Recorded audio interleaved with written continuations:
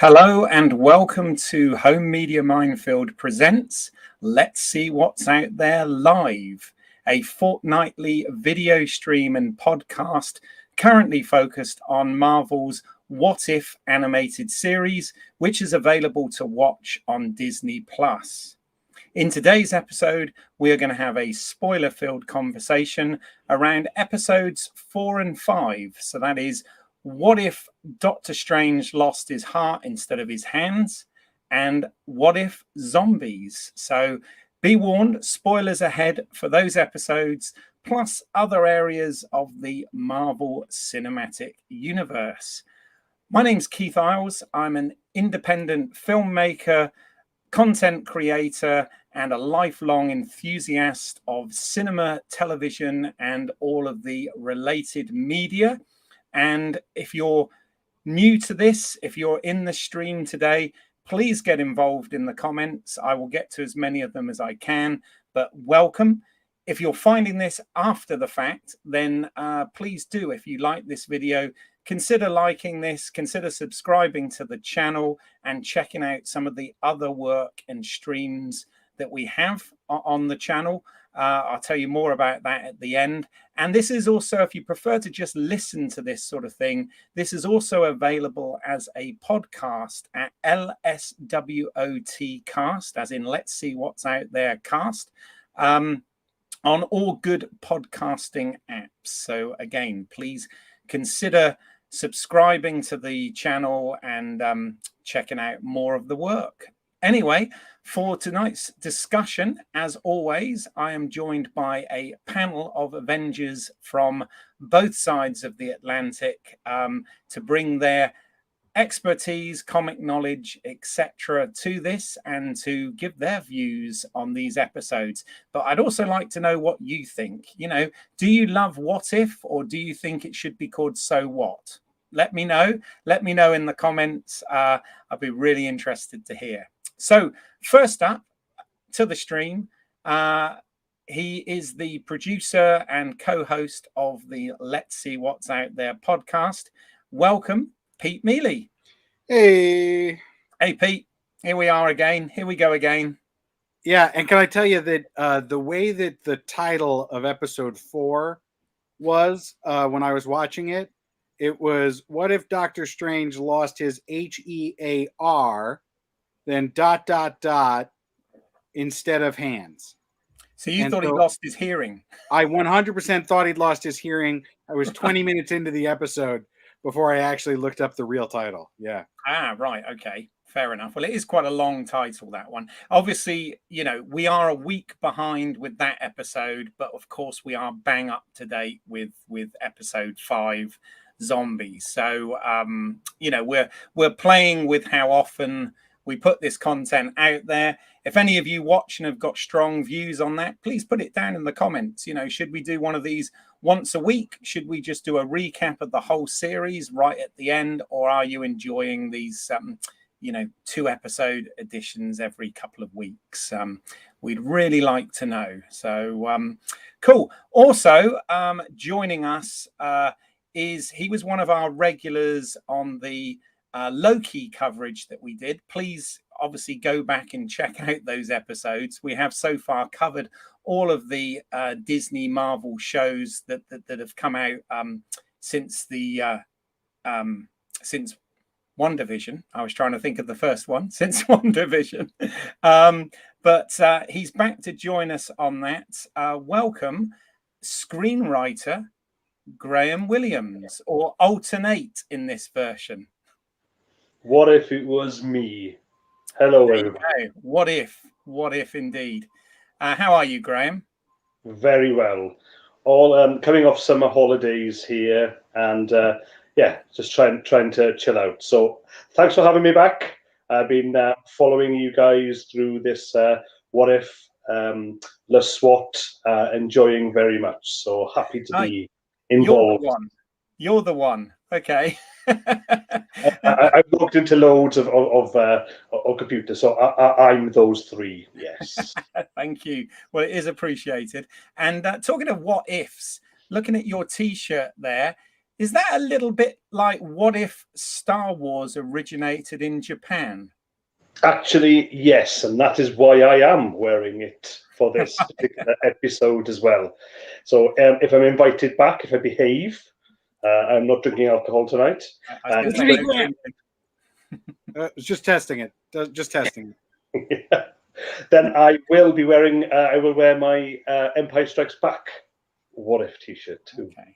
All right. And we just want to say to people as well that if that other Disney franchise, Star Wars, is of interest, we did cover The Mandalorian, not as a video stream, but as a podcast. So that is available also on the LSWOTcast podcast areas. There you go. Pete's pointing at it because he's sensible and has it in his name. So there you go.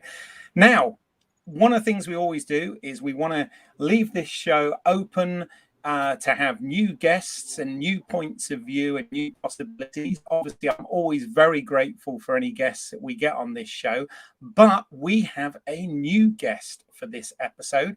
Joining us from the US, we have Thomas. Thomas, welcome. Hello, everybody. to Let's See What's Out There Live. How are you? Very well, thank you. I'm glad to be here. Excited to get to talk about this show with some enthusiasts like myself. Good. Well, Thomas, we've not met before. It was actually Pete that lined you up for tonight's stream. We really appreciate you coming along and being involved with it. But for the benefit of not just the audience, but myself, could you tell us a little bit about yourself, what you do, and what your relationship is to Marvel Comics and the MCU, and your sort of broad thoughts on What If so far, without going into the specific episodes? Yeah, of course. Yeah, so Pete and I are going back a couple of friends, and we joined our excitement in everything, let's call it like nerddom, from board game to sci-fi and fantasy shows and whatnot. But my interest in that stretches all the way back to my teen years, from the comic books of the early 80s and 90s Marvel comic books. I was a huge fan back then of the original tabletop role play game that came out with the little paper figures and whatnot. So getting into the adult life and realizing suddenly like the Marvel Cinematic Universe was going to be brought to the big screen, like it was kind of like a dream come through of visualizing everything that technology couldn't make for us back then. So yeah, everything from like Marvel and everything between like Middle Earth and Star Wars, like that's kind of like where my interest lies. Love that fantasy, love the sci-fi and comic books in general. And then my general take on What If has been an absolute blast watching those shows. Like getting like such a different take on like the very, just like, people would say that Marvel has made like their recipe now for their movies, but seeing something out of this, and then what I would characterize as a very unique, or at least a very, very great form of animation, the way that they have applied it, and not just taken their basic animation styles and put onto this. So it's been a pleasure watching this. All right, so you're definitely on the side of What If rather than So What, then, yeah? Yeah, absolutely. Good. I got to ask as well, because I realise we've sort of missed a trick at Let's See What's Out There. Are you a Star Trek fan? So I'm not a Trekkie per se, but I absolutely enjoy watching Star Trek. I've watched the originals. I've watched the Next Generation, the Deep Space Nine. I watched the movies, Voyager. So but I'm probably not as a diehard fan as some would say. Like, I wouldn't be able to quote stuff. My favorites in the Star Trek universe is probably any episode with Q. Has me absolutely fascinated. All right, so you'll be looking forward to Picard season 2 then. I guess. But no, Yeah. the only reason I even bring it up is I realised just before we started the live stream today that today is actually Star Trek Day. It's 55 years, so long before any of us were around, you know. But you know, we're called Let's See What's Out There. You know, that's obviously it all started with Star Trek when we first did the podcast, and I just thought, oh damn, we probably should have done something Star Trek today. But anyway, at least we've mentioned it, right? Yes. So that's great. Excellent. Well, welcome. Look Thank forward you. to your input and comments. And talking of input and comments, somebody that I did actually invite, but he couldn't make it. But we have got watching from Australia, so we really are completely international here. Our good friend of the channel, Matt Pott. Hello, Matt. Matt, there he is. His little icon. He's put, "Hey everyone, cure for the Marvel zombies. I doubt it can make them human again. Too far gone." Well, yeah. We will come to that actually. We will to where that has gone. But thank you for watching, Matt. If you've got any more comments, please, you know, go ahead and comment away. And you know that you're always welcome to join the show someday if you'd like to. So, but anyway, as we normally do, before we get into the specifics of these two episodes, we usually have a little recap. So, Pete, do you want to? Oh, hold on, I've got the view wrong there. There we go. Do you want to take it away with episodes 4 and 5? Okay. So, what if Doctor Strange never broke up with Dr. Palmer, and then that means when he has his accident, like she dies, and he's okay, but then he learns all the Kamartaji stuff because he misses her. And then he tries to do some time stuff to save her, but she keeps dying anyway. And then he goes way back in time and tries to learn how to prevent it, but he has to eat souls to do it. And then when he can actually save her from dying, he's all like, gross. And she's all like, no. And then he's all like, no. And then everything is terrible. Credits. So then next one. So what if when Ant-Man and the Wasp try to save the original Wasp from the quantum realm, she became a zombie in the quantum realm, and then the world falls to zombies, including most of the Avengers, who still remember how to be Avengers for some reason. But then they come back, avenge zombies, and then when Banner comes back from the Thor movies, the Earth is all zombie apocalypse, but Spider-Man, the Wasp, Okoye, and the Winter Soldier discover Vision living in New Jersey, and the Mind Stone is the cure to zombieism, but Vision has actually been staying with zombie Wanda and feeding her humans, and the Avengers break out, and they make it back to Wakanda until zombie Thanos shows up with a full gauntlet. I don't know, it got real weird at the end. Love it. I think that deserves a round of applause, as always. Yeah, very good, Pete. I just love the energy that you put into it, and it really does feel like an episode of What If, because one of the things I always think with them is they're always a bit too short and a bit too quick, and yeah, your delivery sums that up perfectly. So that's why I do it like that, because I feel like that is the energy of What If, right? This is Marvel's playground. It should just be like two kids talking on the playground, and that's where the ideas should come from. So that's why. Exactly, sounding like a kid. Well, as always, these episodes have been written by showrunner AC Bradley, who we've talked about, and directed by Brian Andrews. But somebody of the creative team that I do think definitely deserves some mention is the composer for this series, who's Laura Kaufman. Laura's been working in the industry since the 90s. Her credits include things such as the miniseries Taken, which was a Steven Spielberg produced series, Paris Can Wait, Underground, and more recently Lovecraft Country. So she's got some quite good credits to her name. I do think she's done a great job with the score on this show so far, because obviously we do get little touches of some of the themes that have already been established in the Marvel Cinematic Universe, but obviously there are brand new scores for each of these episodes as well. So I thought it was worth giving her a mention. Has any of you got any particular thoughts on the music?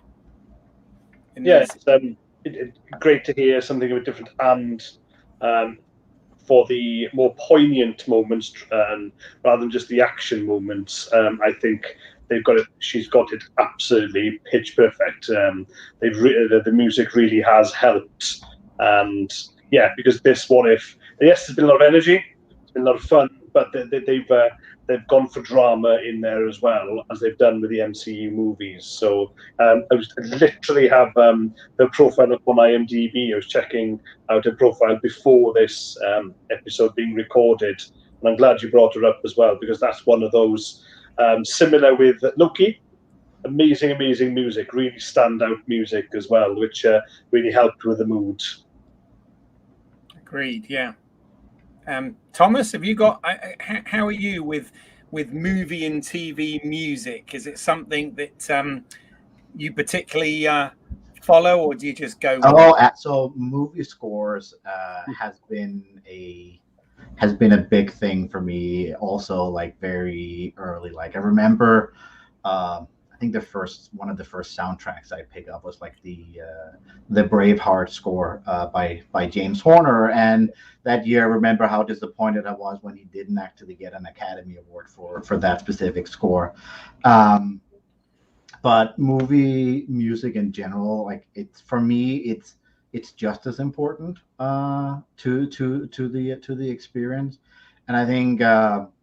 Specifically what Marvel has done with, like you mentioned, like Loki also, like I think they've, with these TV shows that they've been producing, they've hit it like right on, like the nail right on the head with a lot of those. Like there is so much up and down and emotion attached to those that that really like it captures me when I'm watching this. Like I make a lot of effort to actually sit and listen to that also while watching it, because it's like my go-to style music. Sure. So you mentioned James Horner there, Thomas. Did anybody notice in the zombie episode earlier today, there's actually, well, maybe I'm reading too much into it, but I thought there was an Aliens James Horner moment just when realizing they are zombies, and you know the violin screeches in Aliens, especially when they're attacking. I could have sworn I heard that in this episode as the first zombie attack happened. I did not pick up on that, but now I know what I have to go back and listen to. Exactly. Go back afterwards, right?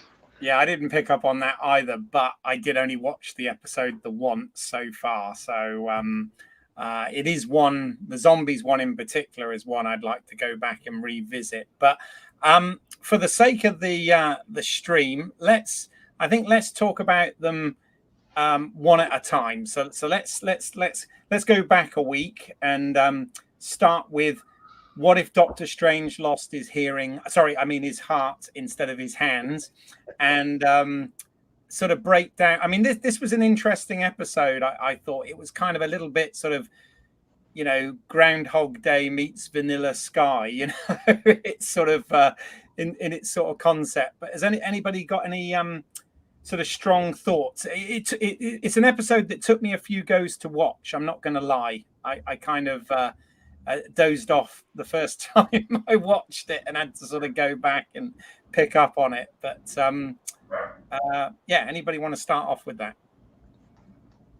I think I'll echo what Pete said in the beginning with regards to the title. So didn't read it wrong, but I had the wrong interpretation of it, like in losing his heart instead of his actually hands. I thought it was the physical aspect of losing that. So going into that, and then when it connected to me of what was going on, I was like, oh, this is like that like aha moment when you realize like what it actually is that's going on there. Was very interesting, and it was very, that beginning of it was like like very heartfelt in terms of just like how like he is doing everything in his power to try to prevent what apparently cannot be prevented by these specific rules of like of time and space. So yeah, it took me a while to figure out what was going on, because I thought they were really trying to squeeze. It was almost contrived what they were doing to get this. Yeah. Now, on your comment there, Thomas, with losing his heart, I was the same. But you think, with all the what ifs and alternate universes, what you had, what if he lost his liver? What if he lost his pancreas and became a diabetic? You could go anywhere with any of that. Right? But yeah, no, I was the same. His heart, I thought, yeah, physically he's going to be opened up, and where did they go? But actually, it's to do with love. But then from that, because it was love, and because it was that loop, and he couldn't fix it, I thought that this episode became one of those strongest episodes, even though it is the darkest. I think it's the deepest. I've actually gone back to it, and as far as the animation, I will talk the animation. It was utterly stunning. I thought it was the most beautiful of all 5 to date as well. But because it was to do with love, and maybe I'm also a softie because it is to do with that. And I do love Doctor Strange, the comics, and the movie, and the character in MCU too. I could really understand people's arguments. Maybe it was too dark. But for me, it was, again, it was one of those. It is one of the strongest for me. Then, yeah. Mm-hmm. Yeah, no, I must admit, as I said, I struggled initially with it, but when I actually watched the entire thing, it is one of the most poignant episodes for sure, and very heartfelt. But I kind of, I mean, I think the Doctor Strange standalone movie, I've probably only seen that the once. Doctor Strange is not kind of one of my my favorite characters of the roster, even though I agree he's very important. But where are you guys with Strange as a character? I love that movie. I've watched that movie. Like I think I'm well spoken that like Captain America is my number one. Doctor Strange is I think my number 2 in the Marvel world. I keep watching that movie over and over. I think it's like what I liked about it originally is that I think it does really sort of break the mold of what those Marvel movies are. In that it's very much about personal conflict and sort of overcoming. I don't know. Now that I say it, it doesn't sound like it breaks the mold, but visually, I think it definitely breaks the mold. Yes, in that it didn't look like any of the other movies, and they play with a lot of sort of reality and the look of it was so astounding that I just loved it. I do think this episode, I didn't love the episode. There's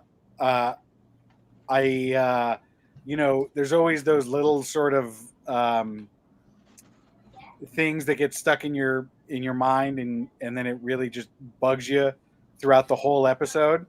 And so with this one, what really, really bugged me was that they're trying to say that the death of Christine Palmer is an immobile point in time. But we know that's not the case because she did not die in the first movie. And so yeah, good point. There's like, there's just this sort of, I know we're supposed to be like exploring and playing with it, but it was just this one moment where I was like, yeah, but no, like your basis is flawed, right? When he shows up in one of the loops and is like, let's stay home and eat, she shouldn't have died, because there is a timeline where she survives that night just fine. Yeah, that's a very good point. Yeah, where it's only him in the car crash, and yeah. That's where I thought first watching. Yeah, it was a bit contrived. They really were pushing a moment from the MCU timeline that just wasn't there. But again, it was their dealing of it afterwards, having that fixed point, which I then I kind of forgave them, shoehorning her being there at that moment before he's driving off to his award ceremony as well. So I guess with her, no pun intended. I got to forgive the writers for that, because of what they did with it, how they dealt with that afterwards. Yeah, but I think I can't disagree with you that shoehorning her into that. And to be fair, like I'm fine with multiple timelines existing where Strange and Palmer remain a couple, right, and don't break up. What I'm not fine with is trying to say like, well, this is the night Christine dies, and it's a huge immobile point in time, because it isn't in our experience, right? And so Doctor Strange shouldn't have needed to like eat souls to change that point. He should have just needed to break up with her. Okay, so it's a bit of Thomas. Any strong thoughts on this? Yeah, so like it's an interesting view of like the timeline view that you have, Pete, and like I think the counter that I have to that in the way that I'm looking at it is that it's the universe that's in parallel somewhere in this whole multiverse thing, which probably has its own set of timelines where this specific point in time has been made this, what do they call it, like the absolute point in time or something like that cannot be viewed. But I think, as you mentioned, like it is an interesting specific thing to lock in on and use that as kind of like the focus of like how this whole episode actually was then like spun off on. Yeah, like it became the focus of what this episode is about, of just like changing this specific moment in time that like to you mentioning, Pete, like was not necessarily really maybe a strong point to actually like lean it on. But my overall view on the episode is like I really liked it. I think it was very interesting to see this specific episode where it was so much focus on just a single character compared to some of the other episodes that we've seen that had multiple Marvel characters in it. This one was pretty much just Doctor Strange himself. Yeah. This one seemed to serve the the 35 minute time thing. It seemed to serve better for this one because we weren't trying to do so much with so many different characters, and obviously this was kind of expanding on what Loki was dealing with, and also what I guess the next Doctor Strange movie is going to be dealing with the multiverse. But also, we got an appearance of the tentacled creature from the episode 1 of What If, didn't we? The Captain Carter. Yes, definitely noted that episode as well. But it's quite funny. I put a picture there. One of the things that's always made me kind of laugh with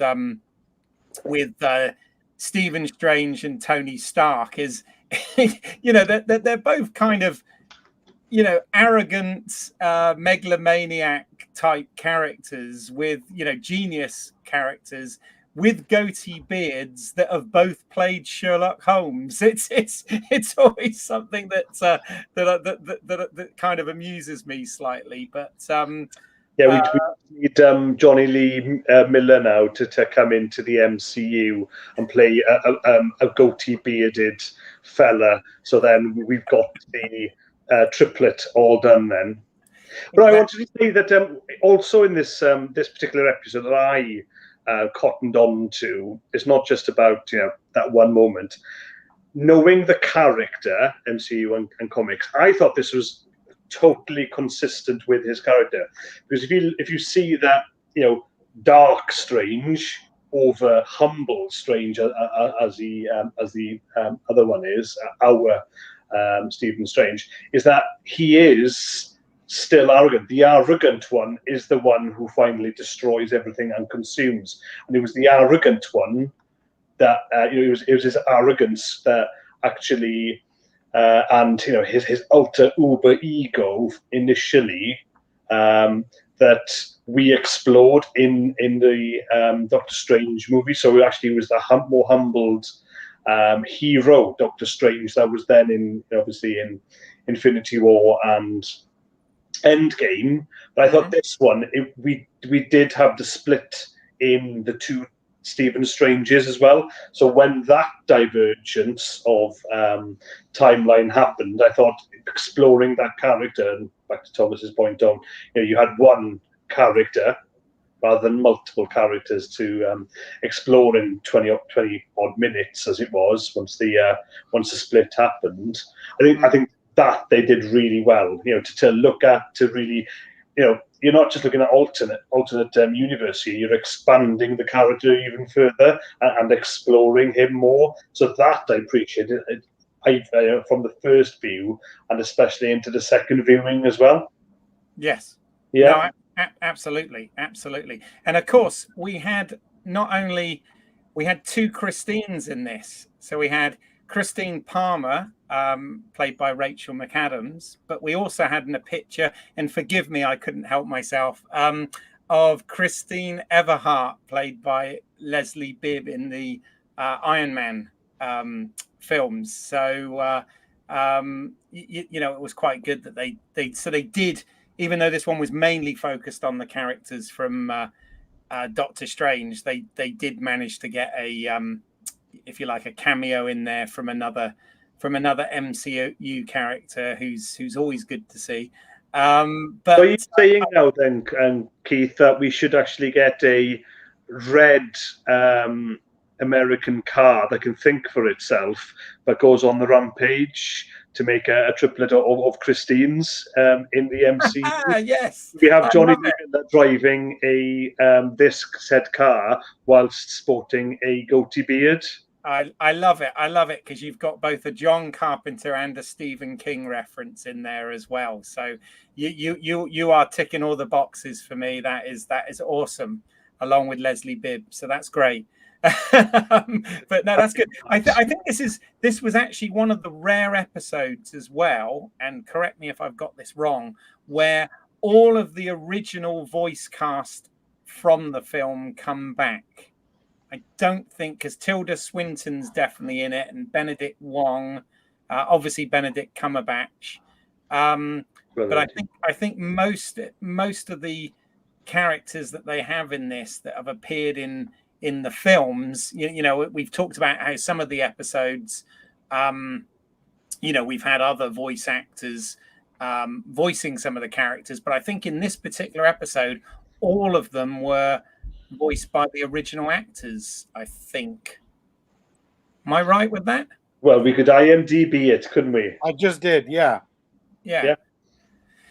So that was quite good. What do we think? We talk about, sorry, I want to touch on voice acting a bit, because one of our comments, and sorry, Thomas, we've discussed this on previous installments, is one of the things we've talked about is how some actors are better at voice acting than others, regardless of how great an actor they might be as a screen actor or a stage actor. Now, the thing with Benedict, I love Benedict Cumberbatch as an actor. I just saw this week The Courier, by the way, which is a fantastic film, true Cold War story, which he gives an absolutely amazing both performance in and loses like loads of weight physically and whatever. But no, I mean, I think Benedict Cumberbatch is great. I'm a big Sherlock fan, all of this stuff. I've always had a little bit of a problem with his American accent, though, as Doctor Strange. And I couldn't figure out when I was listening to this whether I thought the delivery, the voice acting, whether I thought it was bad or whether it was more I was distracted by the accent. Has anybody got any thoughts on this, or is this just a weird Keith thing? Do we all get to say it? Do the three of us just all shout out? It's a weird Keith thing. Yeah. Time? Fine. No, you thought the voice acting was all right in this, and because I know Pete, you've mentioned on some of the other episodes, certain actors you didn't think were sort of nailing the voice work. Yeah, was that me? Yeah, I'm sure you did. Go and check out the videos. Yeah, I think. Right. There were some actors who I thought weren't bringing their A game. But I did not have that complaint this time around. I thought, like, I don't know, it was just like the episode was such a crazy ride. Like, it took you there, you know. Sure. And I think it wouldn't have had that experience if the acting was, the acting's a large part of that. Yeah. Do you think because you're such a Sherlock fan and a Cumberbatch fan that you know him, you know his voice from the theatre, whether he did Frankenstein or whatever? Or that was amazing. Yeah. Or you know, maybe it's that, Keith. You know him so well. I don't know. It's like one of us three. If I start trying to do an American accent, which I'm not going to do, by the way, guys. That'd be hilarious. My Michael Caine accent, a friend told me, sounds like this. It's don't throw bloody spears at me. You see, it's just not working, is it? So I'm not even going to take the accent, right? Love it. Love it. Thomas, I want to ask you just generally on What If so far. Okay. Have you got any thoughts on,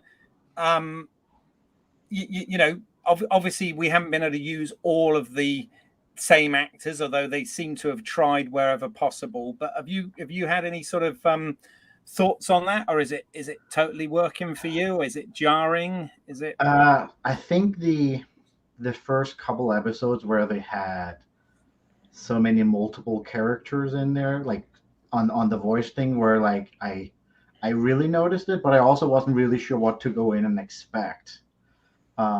I think what it stood out to me in this one here, and actually also because I like Benedict Cumberbatch, I think it's much harder to it's didn't pay too much attention to his voice acting in this one, and I think it's mostly because that there's not that many other characters, like in terms of big names that contrast. There's a lot of him, a lot of monologuing that I felt like. So it's a lot of listening to him and not as many others, where some of the other shows, they have a lot of different other people talking, where some of them were a little bit jarring, where you're like wait, that doesn't sound like what I'm used to hearing, and then just like kind of just like recalibrating to like, all right, this is an animated show, this is voice acting, like they can have stand-ins, but like I think they've overall done a pretty good job of hitting it thus far, at least up until this episode. Sure. And off the back of that, what are your general thoughts? Again, this is something we've talked about on previous episodes, about the sort of general style and choices of the animation for this. Oh, I absolutely love it. I love it when, in this case, for me, it's like the Disney breaking the mold a little bit. Like I think this, like, I don't know what to describe this animation as, but like it's very not Disney like in terms of like the way they're doing it. And I think it's great. Like I've loved every episode, the way that it's been put together, from like a cinematic style and the animation that they've used for it. So like that I think it actually just like adds a lot of value to the whole, like the what if, like it's not, they've kept it like so not realistic in terms of like animation that Disney sometimes like to like make stuff very realistic at times, that they've made it like, yeah, this is absolutely what if. There's so much outside of out of the box that they're here, that this animation kind of just adds to that effect of it, I think, for me at least. Yeah. No, I think they've struck a nice balance as well, because they've, as you said, it's got a little bit of stylized look. They haven't gone as far as something like the Clone Wars, where they've gone really stylized with the characters.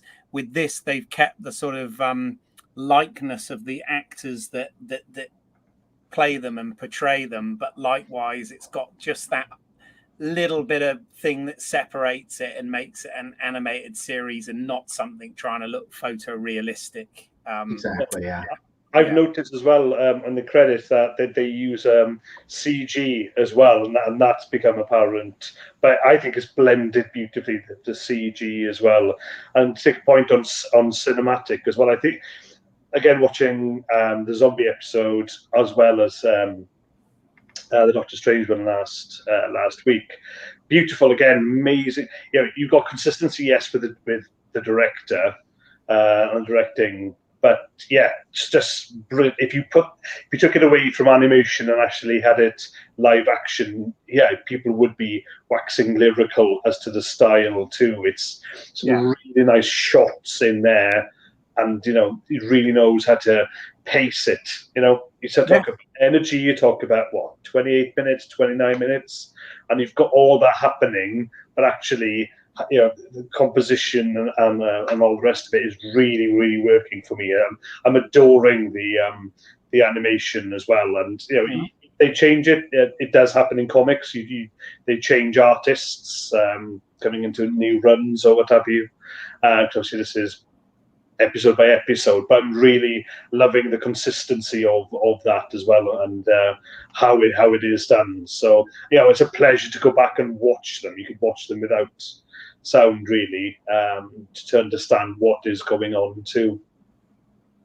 Yeah, no, exactly. Just because it's animation doesn't mean it doesn't have production design, and in this case, it does have beautiful production. You're seeing that at the end, aren't you? Like you did with the Mandalorian, you're seeing the artwork in the credits afterwards. Which the Mandalorian, you know, just to digress quickly, that was amazing. I've got some of the artwork here, obviously copies from that, and that was at the end. I always adored that because you could see where they were, you know, a minor part of the creative process that you're seeing that, and they've done the same with What If. So long may that continue.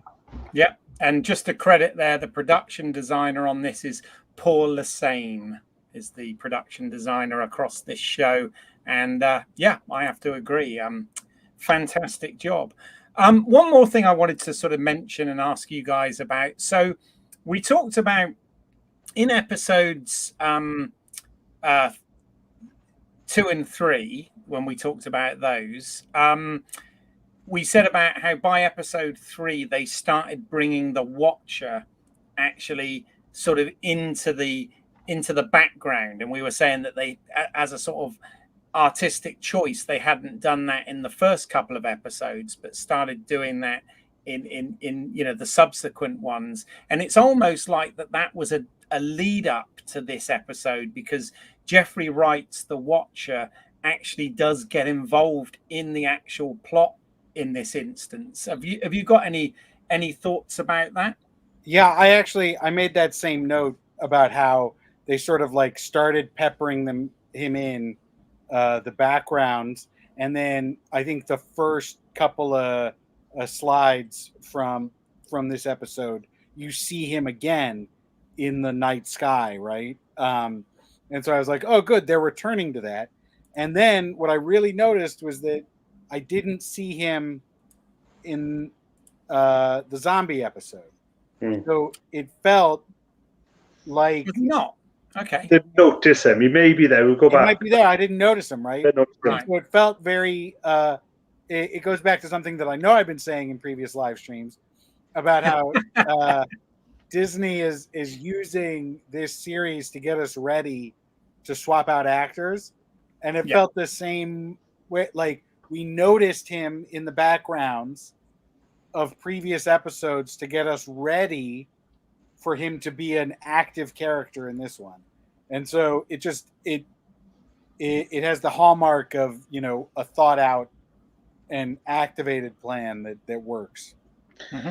Can I just make a quick point there, Pete? It's been rolling around my head all week. I follow Kurt Busiek on Twitter. He's just an amazing comic book writer. Astro City is his main output, but he's done loads of DC, Marvel, some of the best you'll read. And he, somebody had asked him specifically about the new Star Wars movies, and he was saying, you know, people saying, "Oh, about they should have had the same director, they should have done this, they should have had the same writer, all the rest of it." And what he said as a writer, and what you just mentioned there about the plan is, no, they just had a coherent plan for all three. And it sounds as if with What If, they've got a coherent plan. Yeah. Don't think we guys, when we were talking about it's the long title, isn't it? It's the Falcon and the Winter Soldier. We didn't believe they had a coherent plan, did we? Loki, maybe not the same. I think with What If, and yes, it is episodic, it does sound like, and I think you've hit a real point there. And the fact that you've got Busiek, who was a legend in comics as well, saying that about, because what he writes can be quite complex, but when you read them, they're either simplistic or there's complexity, but there's a thread, and his storytelling is always a joy for me, at least. So here in What If, it does seem as if they know what they're doing and where they're going, right? Yeah, and I think that's possibly largely down to the production in this type of medium. Animation obviously takes a lot longer, and the way they have to sort of not only produce the show and work with the artists and whatever, but the voice actors and the schedule for that. This strikes me as a show that had to be sort of possibly written and made in one chunk, if you know what I mean. So not to denigrate that too much, but I think you should do that for any movie, TV series you're doing, Keith. You should actually know what you're doing and where but loads don't. If it's a limited series, like a mini series or something, absolutely. But I mean, a lot of shows, whether they're streaming shows or network shows, literally make it up as they go along, which is can be incredibly detrimental. But yeah, I mean, production does sometimes do that. Of course, there's no right or wrong, I guess. It's just different, isn't it? But there is wrong. Paying for my entertainment. Yeah, and also, as we talked about with the Falcon and the Winter Soldier, that was a slightly different case as well, in the fact that they were actually rewriting because of what was going on in the world as well. I mean, there's loads of sort of speculation and essays and whatever out there about that, but who knows? We're not fortunate enough to be involved in it, so. So but that's cool. But yeah, the Watcher character, really happy because in the comic run that I'd mostly read, which is the original from late 70s, early 80s, that was my gateway to What If. The Watcher was always there, and they had a structure to them, those issues, and I'm really glad they've kind of followed them into the episodes here, but bringing him in and changing him as well, because obviously Jeffrey Wright is that kind of character actor, so you can trust that he'll be excellent with what he does as well. But yeah, I think Pete, you said in a previous episode of this that your thoughts were he would be brought in more and more and more, and maybe not just the narrator. So obviously you were right there. He, coming into episode 4, he has already. So I'd welcome him being in more and being involved, because if you know the comics, with some of them, he does actually get involved and can influence certain. Even though he said in 4 that he does, he's not a god, he can't influence, but actually in the comics he does. That one Watcher, the one on the moon, he does influence some and does interfere with a couple of the storylines too. So I'm wondering if they'll be as bold to do that. Yeah, maybe. I mean, this one obviously, this ends on a bit of a downer, doesn't it? Oh, just a bit. Yeah. It's quite a moving episode. Yeah, I think it worked, guys. I really did. Yes, it did hit you, but drama is supposed to make you feel, right? yes, Emotion. And I have to admit, when I actually sat down and watched it properly, I agree. It worked really well. Yeah. So Cool. Even though abrupt, I'm sure we're going to go on to zombies next. I was going to say, and any before we move on to zombies, any thoughts or any other comments on the Doctor Strange one? No. I think it was a good halfway marker for the show, that specific episode, the way it was set up and the way it ended. And just on the Watcher one, actually having him an active appearance in this one here kind of just like sets the expectation, like anything goes now for the latter part of this series, which has me just even more jazzed about it. Yeah, for sure. Cool. All right, well, obviously on to zombies then, which straight away I thought, wow, this is a really, novel idea. However, my understanding is that, since is the fact that this has been a big deal in comics for some time, right? There's been this whole sort of Marvel zombies universe. Are any of you familiar in any way with that? Yeah, same. I think I've read like one or two of them. Yeah. I think while I'm not super familiar with Marvel zombies, I do think the graphic sort of imagery in this episode, it harkened back to the Civil War run for me when like they'd kill the various Avengers and they'd turn out to be what's it, Kree or whatever, imposters, right? And so the zombie effect in this looked a lot like the dead Skrull effect from the comic books. Right. Interesting. Yeah, to pick up on that.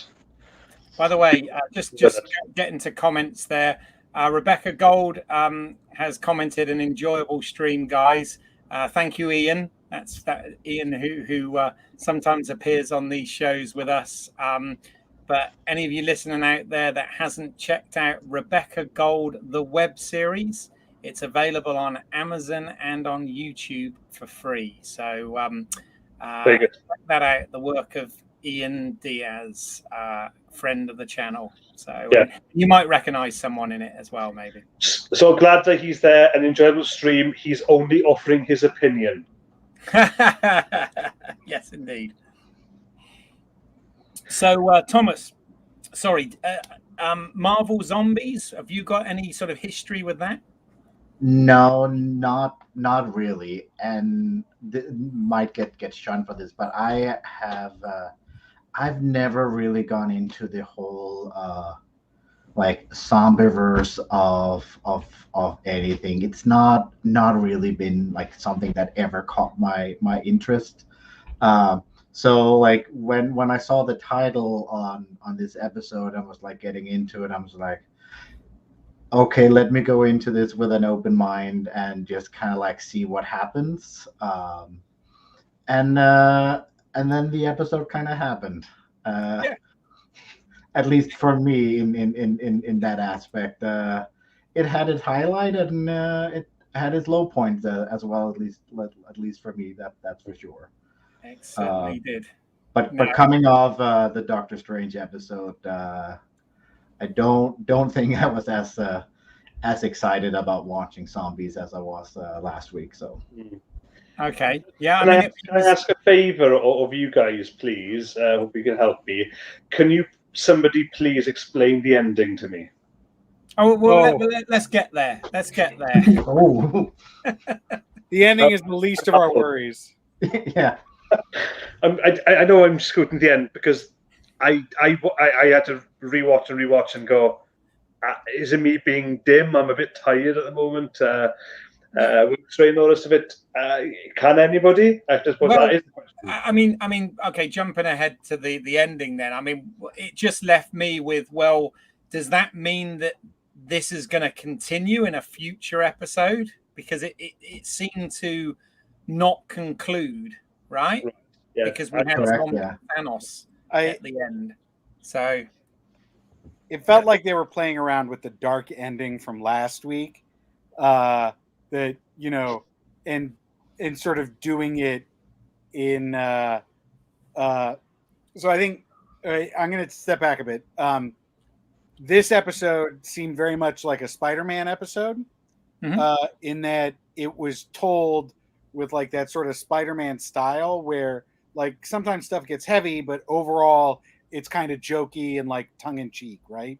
And well, yeah, we even got his video diary in there, which exactly, right? Yeah, exactly. And so the whole thing is that, you know, apart from emo Spider-Man, anytime that, you know, Spider-Man goes dark, it's still kind of weird, and I guess and sort of tongue-in-cheek and funny, right? Like bad stuff happens to Peter Parker, but he deals with it in a weird and quirky way.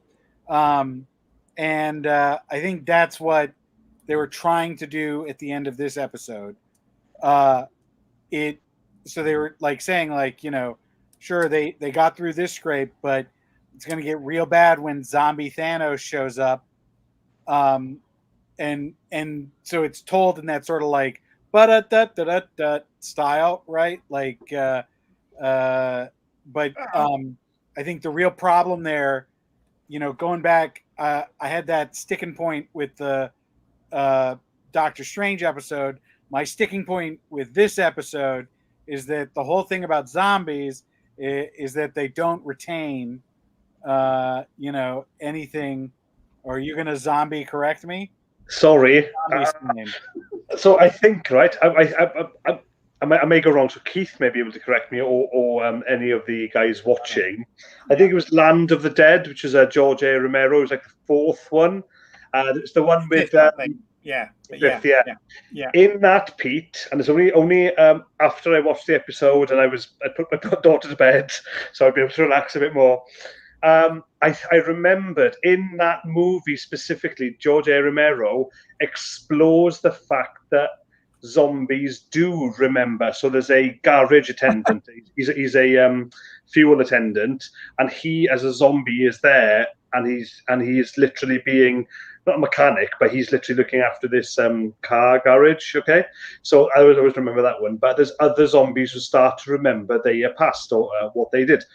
So then I thought, oh, that's what they're doing. That's why the Avengers can still remember. Yes, it's thin. I can see your face, but I just think maybe that was their kind of get out of jail free card, right? Yeah, I guess, you know, my response to that is, so if Thanos remembers that he wants to destroy half of the universe to bring balance, when he's a zombie, does he just want to destroy the entire universe for the brains? Or does, like, where exactly does he go there? Like, does he kill half the zombies? I guess he only wants half the brains. Yeah. Like, just... He's on a diet. Yeah. Yeah. You know how zombies are notoriously known for their restraint. Yeah. They're all thin as well. Oh my God. Yeah. They don't. Yeah. Zombies have a great desire for balance, and that's why Thanos zombie. So you don't think the end was slightly nihilistic? Then you actually think it was a bit more of a kind of joke at the end, yeah? I mean, so I would not exclude nihilistic from the joke. I think it was a nihilistic joke at the end. Okay. Yeah. But I remember back to on this episode in a couple of moments, but most of it though is Clive Ashenden, a guest on these episodes. He said about when you're kids, you always have the what ifs, and you usually have as well in a fight who would win. Yes. In a fight between a zombie or a couple of zombies and then we can list through the Avengers. and we can now list Thanos into that as well, put him at the bottom of the list. In a fight, who would win? Obviously, what they're saying is zombies. So there it is. We can discuss that now. No. So what they are saying is that in a fight, Zombie Wanda beats everybody except for the Hulk. That's great. I actually made a note of, who would win in a fight between Wanda, but obviously Zombie Wanda and the Hulk. So there's our big moment there. Yeah. Look, there were a lot of parts to this episode where I kept thinking back about like the well, it started last week with Stephen Strange, where I thought back to the Austin Powers time travel episode or movie where the guy just goes, "Don't think about it too much. It's just a thing," right? Like that's like how I got through the Doctor Strange one, and then this time I had to be like, "Yeah, don't think about it too much because it doesn't quite work." Yeah. That's what it did for me.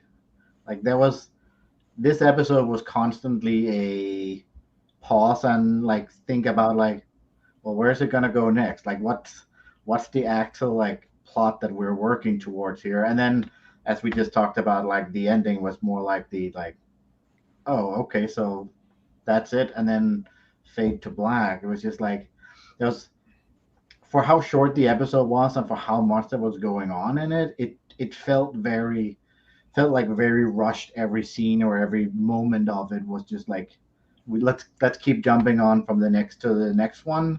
And then in that, as I think it was Pete, you mentioned it, that like the Peter Parker like comic thing didn't really do a whole lot for me in what should have been like a dark zombie kind of or so. Like, yeah, this one was definitely not my. This is definitely the number 5 of my top 5 list. Okay. No, I mean, I think the concept was really interesting, and kind of it intrigued me, but it was incredibly rushed. I mean, it did feel too quick. This felt like it needed to be a movie length to tell a coherent story. And of course, this was kind of like your alternate. It was sort of part Ant-Man and Wasp and part Avengers Infinity War, right? In terms of the Zombieland too, massive steal there. Well, no, absolutely. But in terms in terms of the voice cast, we got most of them back, with the exception.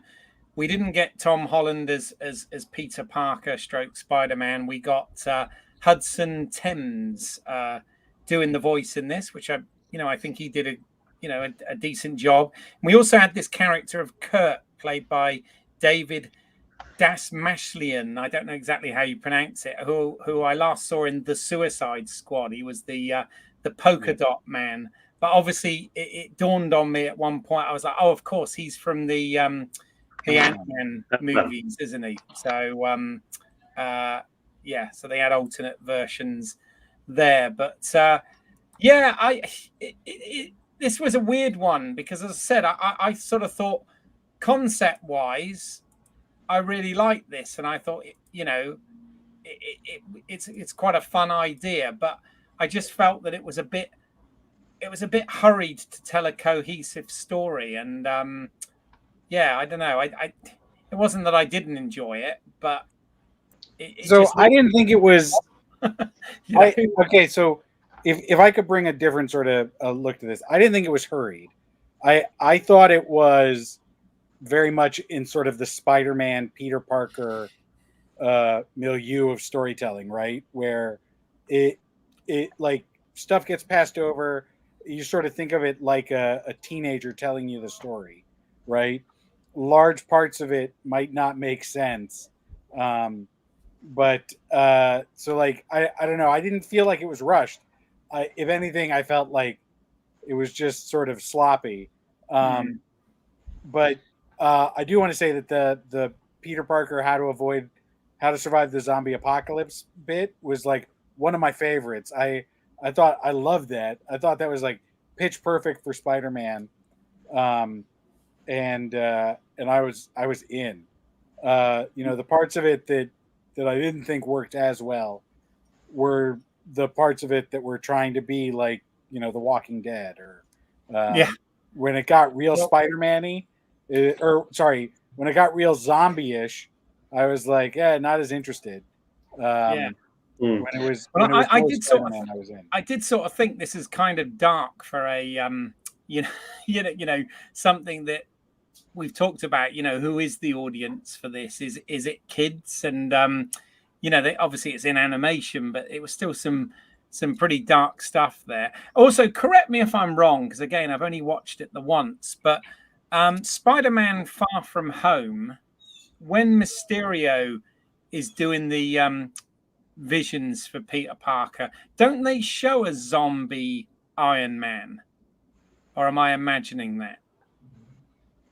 I don't remember that. Yeah, I thought there was actually a bit in that sequence where a zombie Tony Stark Iron Man comes up out from the ground and crawls towards him when he's having one of those visions. But I don't know. I was just trying to the horror moment, as it were, where he's really messing with him, where 3/4 of the way through the movie. That you mean? Yeah, exactly. Okay, it could be that was a wild and wacky, headfuck really, that one. I can't remember, but I could always go back. We could always go back later on and give ourselves nightmares, couldn't we, Keith? Yeah, there you go.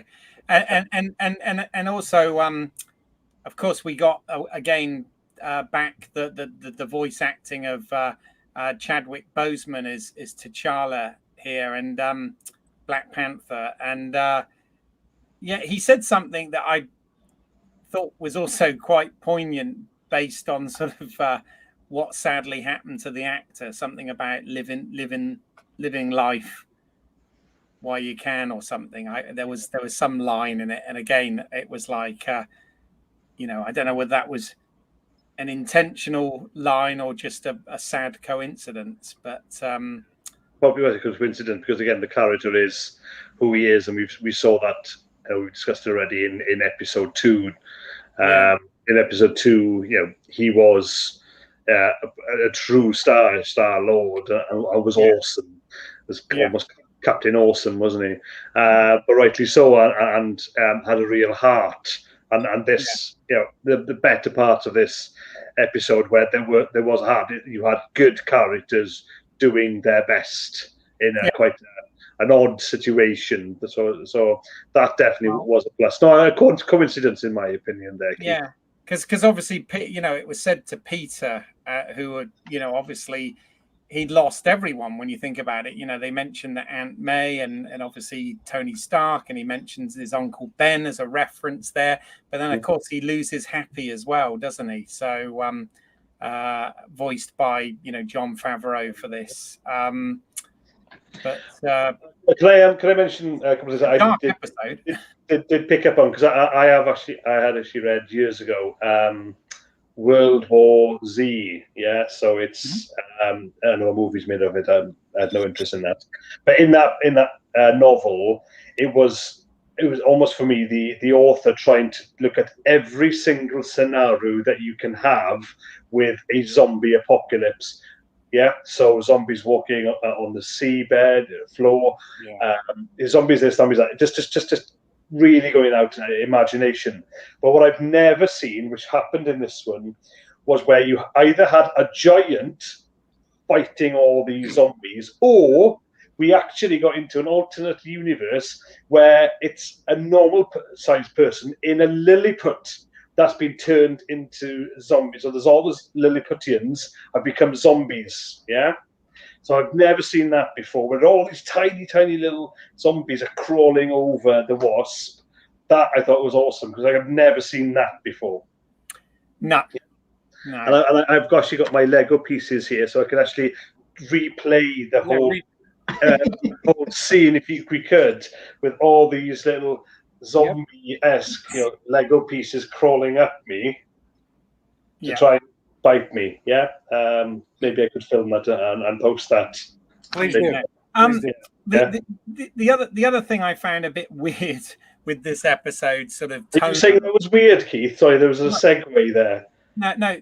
With this episode, sort of tonally, was obviously it's a pretty dark and depressing premise and episode, but you had like obviously we've got Scott Lang back, played by Paul Rudd, coming back to do the voice. But what was all this weirdness? Because I was like, what the hell's going on with his head in a jar making dad jokes and puns? And I was like, was I the only one that had like back to the Futurama TV show when I saw the head in a jar? I was just like, absolutely. I was like looking for something like that obviously made the connection, but I didn't see it. But like my first thing when I saw that was just like, oh my god, this is exactly what this is. And like that was, well, I mean, being a huge Futurama fan also, this was very pleasant as a little thing, silly but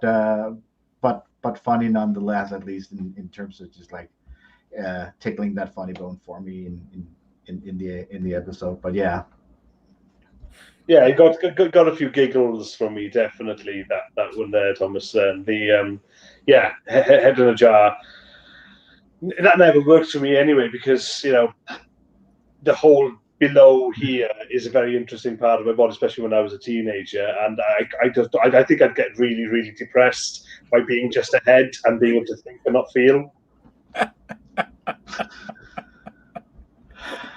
Even if it was just a little head. Yeah. But yeah, it was. Yeah, Futurama, brilliant. But did it fit in here? They made it fit, I suppose, didn't they? Yeah. It seemed a little bit. I don't know. This one was literally. I mean, bonkers as the premise is anyway. This was sort of all over the place, wasn't it? Really. So something I actually just sat and thought about as I was replaying what in the show seemed like just a bunch of sequences of various scenes that I was playing through is that, and maybe I'm reading too much into it, but it seemed like the whole episode was very much about the self-sacrifice to move almost like Peter along. It seemed like every little mini episode within the episode had one of those of just like, you gotta go on and then just like leave me behind kind of thing. I thought like sitting here processing the rest of the episode in whole and like picking up like, what am I missing here? Like that thing kind of stood out to me now that as I'm thinking about it a little bit more of like, you see Hope as she's lifting them over the fence.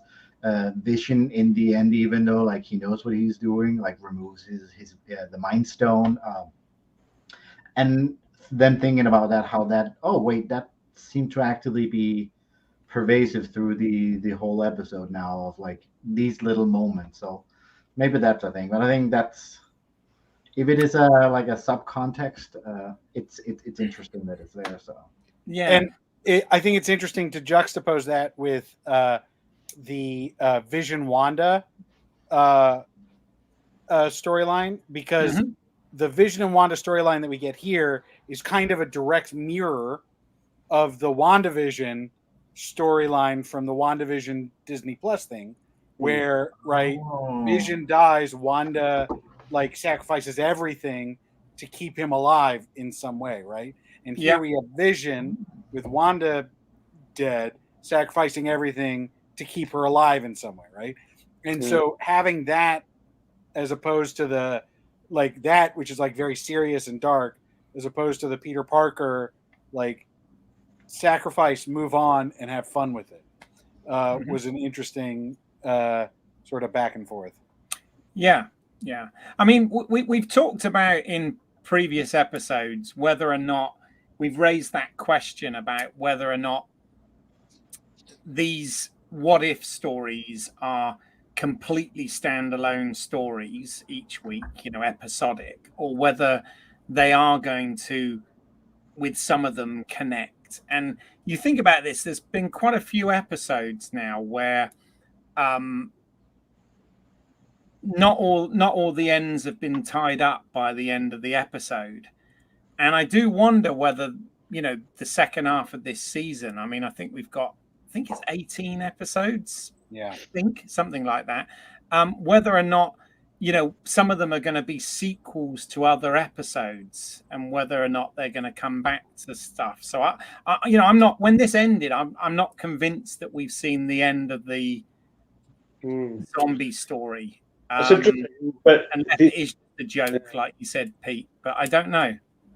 The issues, the what if comic issues were standalone.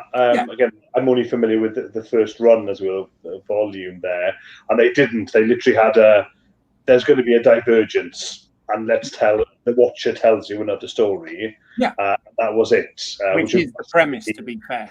Yeah, we've talked previously about. I think Pete had said about the likes of Loki. He would have preferred to see an episodic run or in a series, right? Are we getting it? If they were to do sequels, okay, I guess we'll just have to take it. But I'm preferring the fact that you've got standalones happening. If they, because that the danger then, if you start to put sequels and balloon out, where do you go?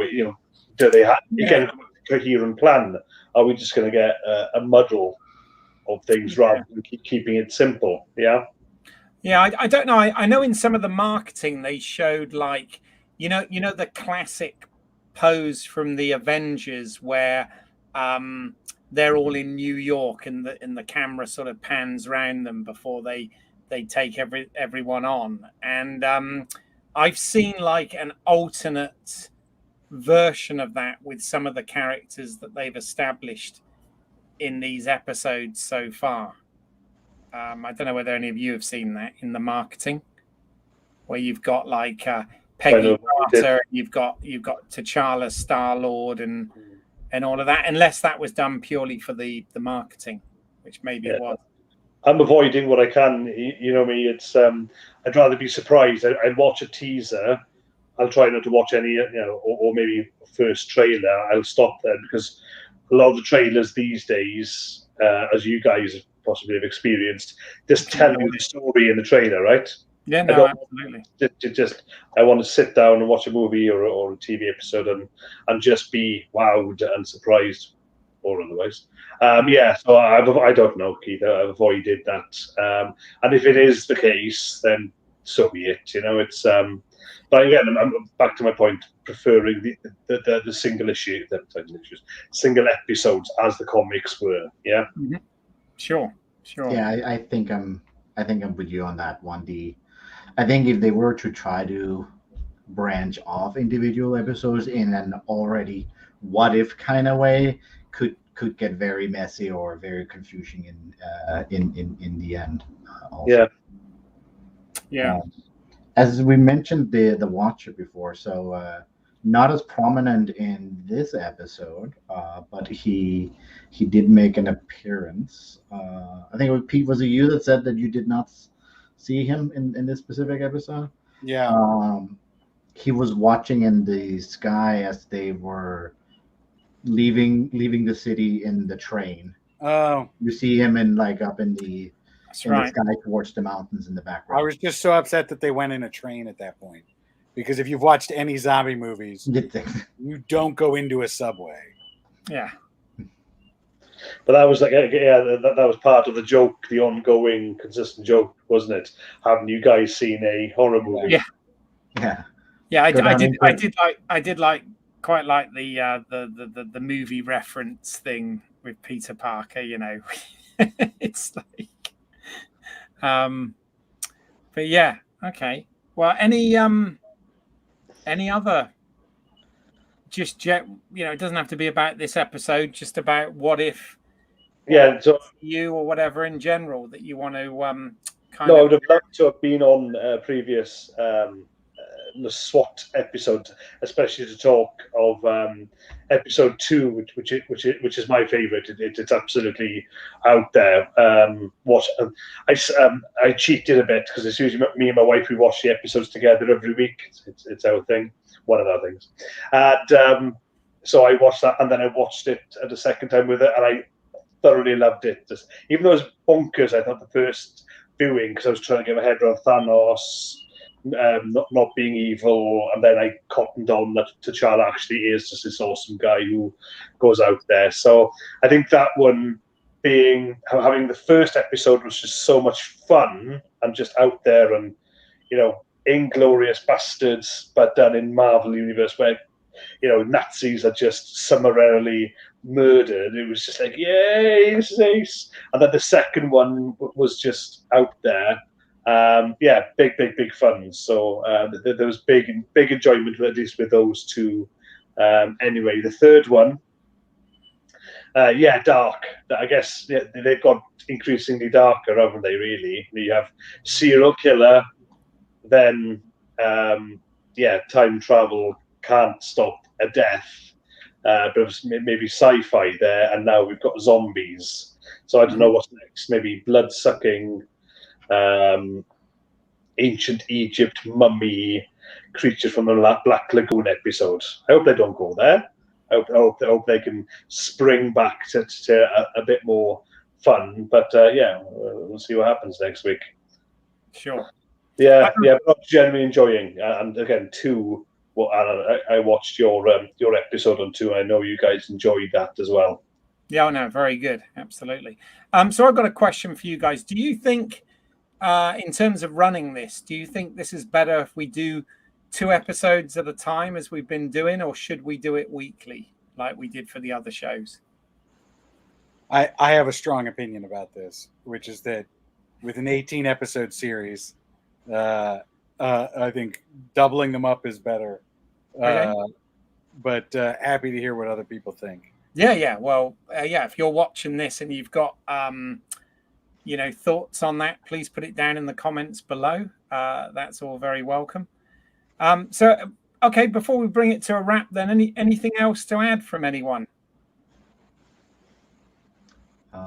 No. So I think having seen now what the gamut of what they put out in 5 episodes, and it like what you were saying earlier, the fact that they managed to open the box of let's deal with zombies. I think it's shown that they've shown their hand out of just anything's game at this point in time, which I think has me super excited for what's going to come next, because I think anything is possible at this point in time, right? We've seen anything from absorbing the souls and demons of anything to the universe collapsing to the zombie apocalypse. So I'm excited for next Howard year. the Duck. To Howard the Duck, don't forget. I've got two points. One is talking about soul sucking, all the rest of it. It works for that character.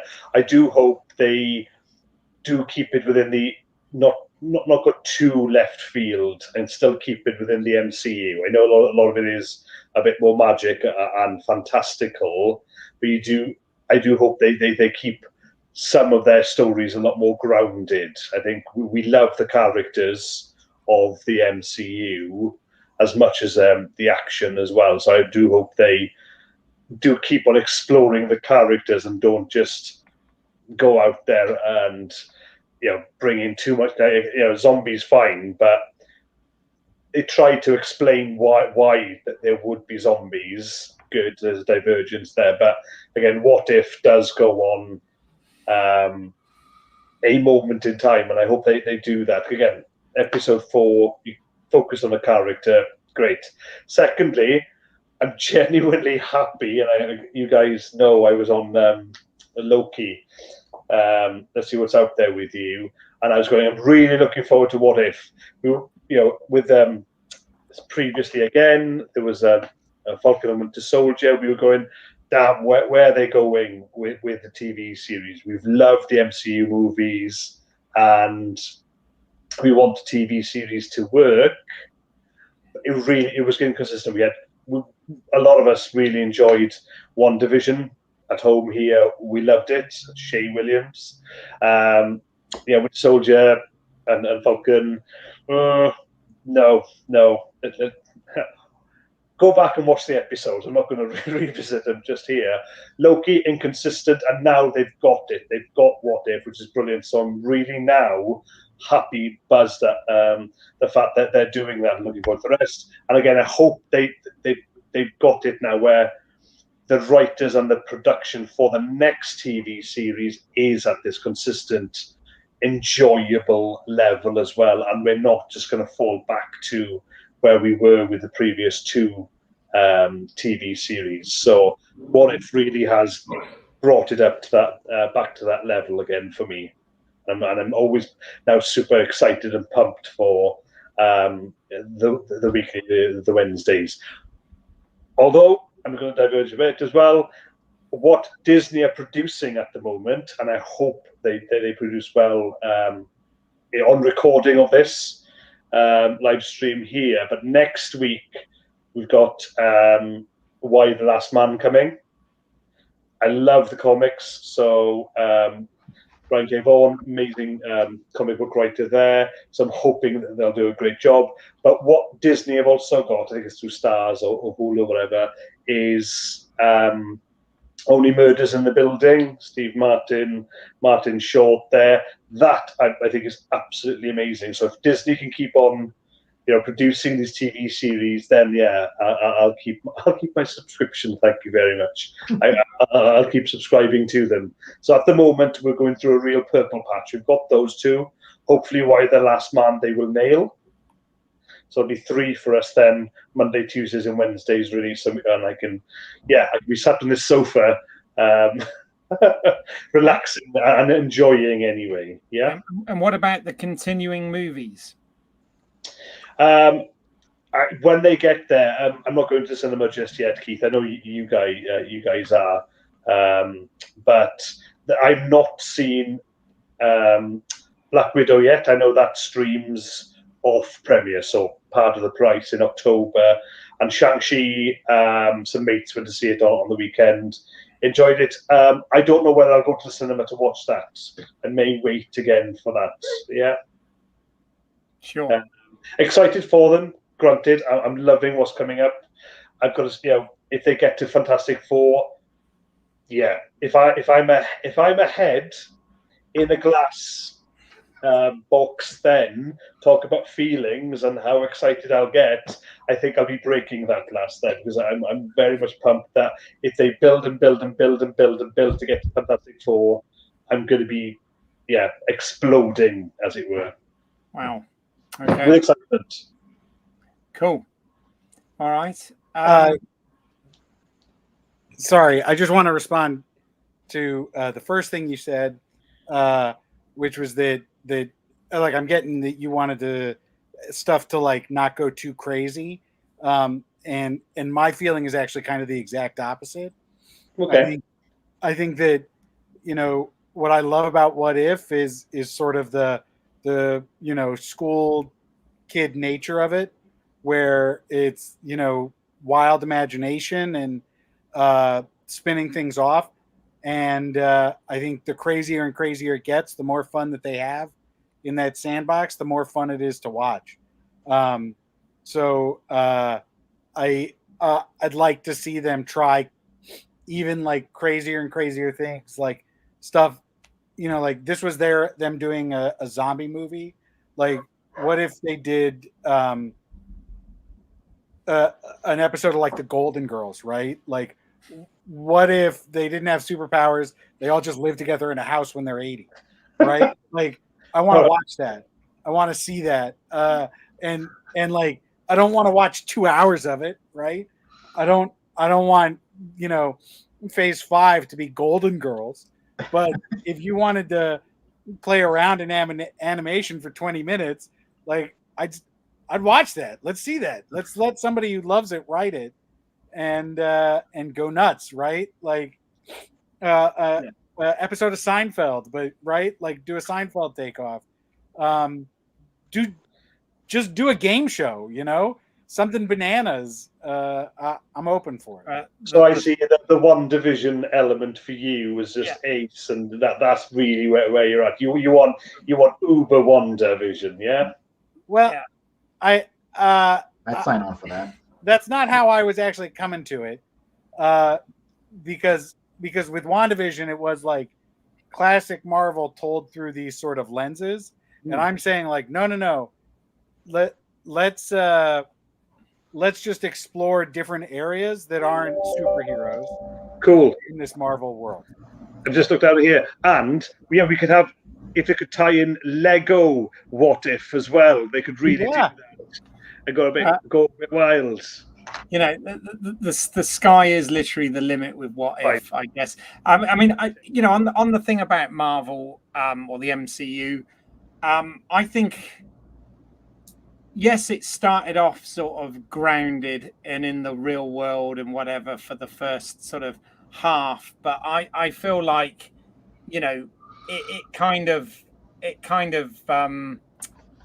lost its grounding in reality a long time back, you know, with the more and more things that were, to me now it's like a live action comic book. I mean, you know, literally, rather than this collection of extraordinary people in our ordinary world. You know, it's kind of gone beyond that now, because we're dealing with space, we're dealing with magic, we're dealing with multiverses. You know, it's really gone out there. But yeah, it would be interesting to see where it's going to go for sure. Thomas, and any kind of, as our special guest this week, any sort of last thoughts or anything you want to add? No, it's been a pleasure here and hearing the various viewpoints that all of you guys have on the shows, and I think just like generally, like it's been fun to share the thoughts. It's been great. So thank you for having me. No problem. Now, I always give guests, and don't feel obligated to do this, but I give guests the opportunity to promote anything that they're working on, or to say how people can get in touch if they want to. It's entirely up to you. If you want to talk about anything, or if you want to abstain, that's fine. I don't really have a whole lot to promote, since I'm just kind of just like me. Roll a d20 to see if you were successful at being on the podcast. Yeah, that's true. I do a lot of role play games and stuff like that. Yeah. Okay. I live my life by D20. Fair enough. Okay. No worries. Well, thank you for coming on. We do, and you're always welcome back, by the way. If you want to come on and talk about future episodes of What If with us, there's the door is absolutely open if you want to. Absolutely. So, thank you. Appreciate that. No pressure. Graham, is there anything that you're working on at the moment that you want to tell us about? Yes. So less so over the summer, but still chipping away at my draft of my first novel, which is a modern western called Where the River Bends, and I'm still chipping away at that. NaNoWriMo, which is in November. Oh wow! The National Novel Writing Month. That's coming up as well, so I'll be planning for that, and I fully intend on getting through another draft. Then I got the 50,000 words done last year, and I hope to do the same this year as well. If it's going to be this particular draft of the novel, or I'm going to pick another story, I haven't quite decided. I want to decide in the next couple of weeks and get my planning done. But yeah, so that's me chipping away. But we've had some great weather here recently, and I prefer to be outdoors, topping up my farmer's tan here, rather than just being on a computer or my laptop here indoors anyway. But I know I'll get back to it this autumn. Yeah. All right. Well, we wish you well with that. Pete. So I will say that, as per usual, please check out the Let's See What's Out There podcast, LSWOTcast, on all the social medias, or Let's See What's Out There anywhere you can get premium podcasts. I will say that if you're going to the PAX Unplugged board game convention in Philadelphia in December, you can find Thomas and myself there playing games. Come up and join a game. We'll be playing lots of tabletops. Brilliant. Okay, and obviously, if you're here and you found this, please check out more content on this channel, as well as live streams discussing Marvel and other Disney properties. We've also got episodes that talk about other films, other TV shows. Plus, if you're into collecting physical media, DVD, Blu-ray, 4K, etc., check out some of our product unboxings and reviews and comparisons on this channel, as well as explain videos, etc. If you want to see any of my creative work, go to my other YouTube channel, British Isles. That's EYLES, as in my last name.